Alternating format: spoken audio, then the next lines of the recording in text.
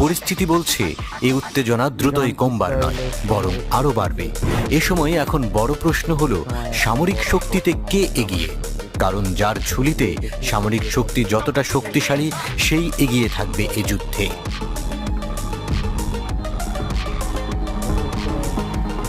নিঃসন্দেহে দুটি দেশই সামরিক দিক থেকে অত্যন্ত শক্তিশালী।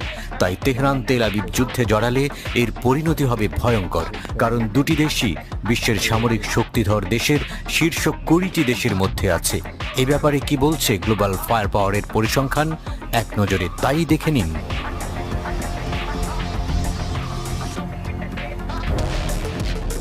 গ্লোবাল ফায়ার পাওয়ারের পরিসংখ্যান মতে সামরিক সক্ষমতায় শীর্ষ দেশগুলোর মধ্যে র্যাঙ্কিংয়ে ইরানের অবস্থান 14তম আর ইসরায়েলের অবস্থান 17তম। তাহলে বোঝা যাচ্ছে ইরানের থেকে 3 ধাপ পিছিয়ে আছে ইসরায়েল।